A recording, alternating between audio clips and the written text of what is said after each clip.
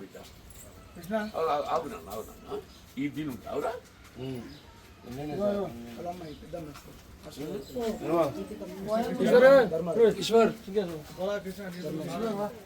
ధర్మాలు చెప్తున్నావురా ముందుగా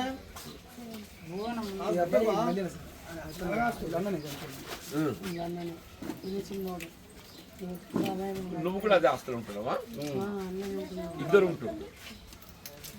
అలా అన్న బొంగ చూసిండ్రంట సార్ పిల్లగాడు చెప్పినాడు సార్ తోటి ఈ పాడు బొందు దానికి ఏమైనా మా నీళ్లు గంత లోతుంటే నాకు తెలుసా మా అన్న పోతుండు సార్ అంటే కూడా ఫోన్ మాట్లాడుకుంటే నిలబడ్డాడంట సార్ ఎవడు వాడేన్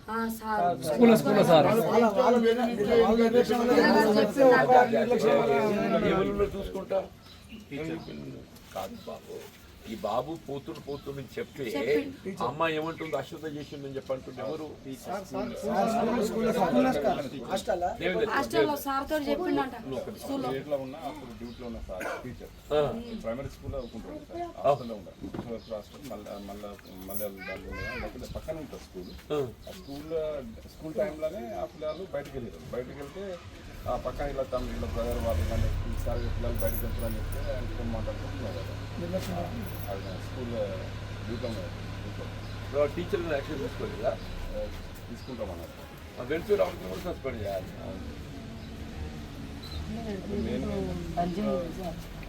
బయటికి స్కూల్ టైం సార్ స్కూల్ టైంలో బయటికి మూత్రవత్త పోతారు అంటే సారు బెదిరియాలి బాబు లక్ష్యం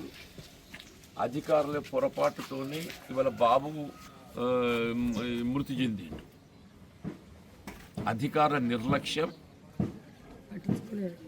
ఇప్పుడు వాస్తవం ఏదైతుందో బడికి దగ్గర అంత పెద్ద బొంద తవ్వుతుంటే ఎంఆర్ఓ ఏం చేసిండు బడికి దగ్గర ఆ భీమన గుట్ట అని ఉంటుంది అక్కడ ఆ భీమన గుట్ట మట్టి అమ్ముకుంటాను కొరకు ఏదైతున్నదో వాడు ప్రొక్లైన్ పెట్టి టిప్పర్లు పెట్టి మట్టి అంతా తీసాం మేము పర్మిషన్ లేకుండా మన నర్సింగాపూర్ గుట్ట ఎట్లా అమ్ముతున్నదో అది అట్లా అమ్ముతున్నారు నర్సింగాపూర్ గుట్ట ఎట్లా అమ్ముతున్నారో ఆడ ఈ బడి వెనుక భీమన గుట్ట అని ఒకటి ఉన్నది ఆ భీమన గుట్ట మట్టి ఏదైతున్నదో అమ్ముకుంటే ఈ ప్రొక్లైన్ టిప్పర్లు పెట్టి మొత్తం తీస్తే అదో బొంద లెక్క అయింది ఆ బొంద లెక్క అయింది కావడంతో పిల్లలు ఏదైతుందో మధ్యాహ్నం పూట మూత్రానికి 2 ఇటుకి పోతారు చిన్నపిల్లలు బడి పిల్లలు ఏదైతుందో బడిలో ఉన్నప్పుడు మూత్రానికి పోవడం సహజం కదా బాబు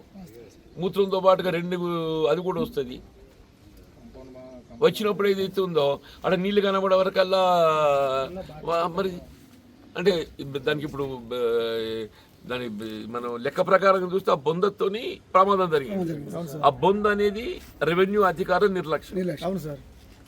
రెవెన్యూ అధికారుల అనుమతితోని రెవెన్యూ నిర్లక్ష్యంతో జరిగింది దీని వల్ల ఎంత డబ్బు ఇస్తారనేది కాదు ఆ పెద్దమ్మని చెప్పే సత్యం ఆ అమ్మ చెప్పేది కరెక్ట్ బిడ్డ వాడు 5 ఇస్తాడా 10 ఇస్తాడని చెప్పాను కాదు ఇవాళ 5 ఇస్తే 10 ఇస్తే పోయిన పిల్లగాని పానం రాదు 5 ఇస్తే 10 ఇస్తే పోయిన పిల్లగాని ప్రాణం రాదు ఇది కేవలం తృప్తి కొరకే అలా నాయకు వీళ్ళందరూ ఏదైతుందో మీరు అందరూ ఖచ్చితంగా నిలబట్టుతోని ఆ మాత్రం భయానికి లొంగి ఏదైతున్నదో అవి ఇస్తా అని చెప్పని ఒప్పుకున్నాడు అంతే తప్ప వేరేం లేదు కానీ అది ఇస్తే మాత్రం పోయిన పానం వస్తుందా మళ్ళీ ఇటువంటి సంఘటన జరగదు కదా ఇప్పుడు ఇటువంటి సంఘటన జరగకూడదు ముందు ఇటువంటి సంఘటన జరగకూడదు అని చెప్పంటే వీళ్ళ గుంత ఏర్పడటానికి బాధ్యులలో వాళ్ళ మీద చర్య తీసుకోవాలి ఆ గుంత ఏర్పడటానికి బాధ్యులలో వాళ్ళ మీద చర్య తీసుకోవాలి అప్పుడు మాత్రమే ఏదైతుందో ఇటువంటి మళ్ళీ పునరావృతం కావు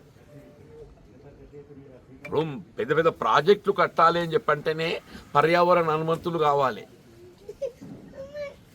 ఇప్పుడు పెద్ద పెద్ద ప్రాజెక్టులు నిర్మాణం చేయాలంటే పర్యావరణ అనుమతులు కావాలి పర్యావరణ అనుమతులు లేకుంటే ఏదైతుందో ప్రాజెక్టుల నిర్మాణాలకి అనుమతులు ఇయ్యరు మరి అటువంటిప్పుడు ఏదైతుందో జగిత్యాల జిల్లాల గుట్టలన్నీ వాడు తవ్వుకుంటూ పోతుంటే రెవెన్యూ అధికారులు మైనింగ్ అధికారులు ఏం చేస్తున్నట్టే జిల్లా కలెక్టర్ గారి బాధ్యత కాదా నేను దేవేంద్ర నాయక మేమేది ఒక 10 ఉత్తరాలు రాసినాం అంటున్నా 10 ఉత్తరాలు రాసినాం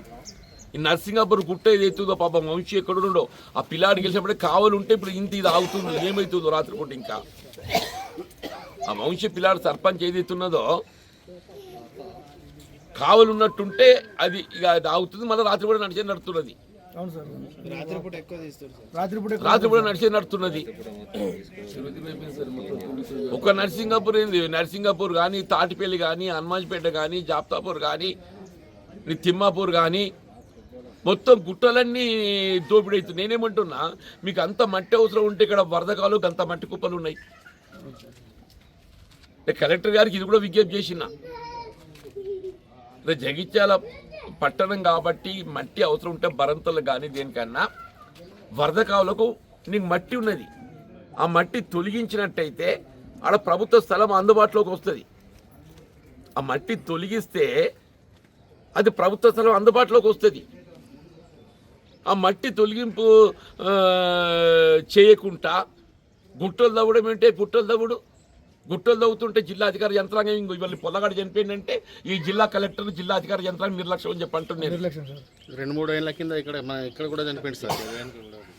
ఆ మైనింగ్ వల్ల గుట్ట మీద పిల్లాడు. ఎట్లా అధికారికంగా వరదకాల మట్టిది వినియోగించుకోవడానికి అనుమతి ఇచ్చినట్టయితే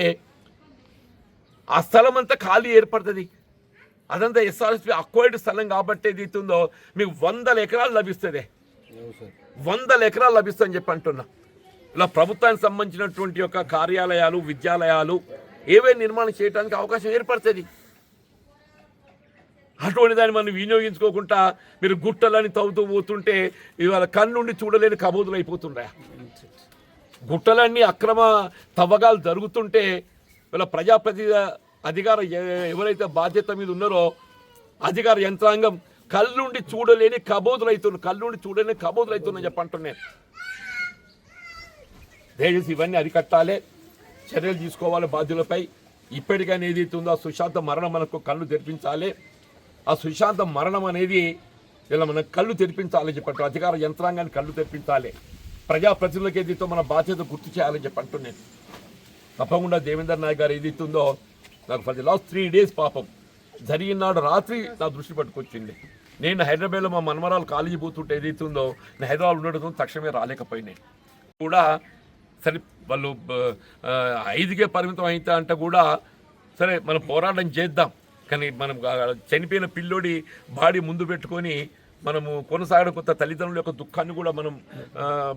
గమనించాలని చెప్పని మరి అప్పటి మందుకు విరమించిన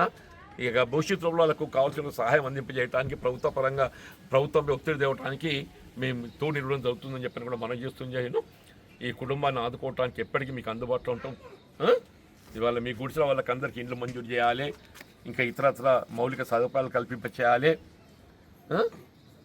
ఇవన్నీ కూడా దేవేందర్ నాయక్ గారు ఏదైతుందో మీరు చేపట్టే ప్రతి అంశానికి నేను గతంలో ఈ ప్రాంతాన్ని ప్రాతినిధ్యం వహించిన కాబట్టి నేను మీకు తోడు ఉంటానని చెప్పని మనం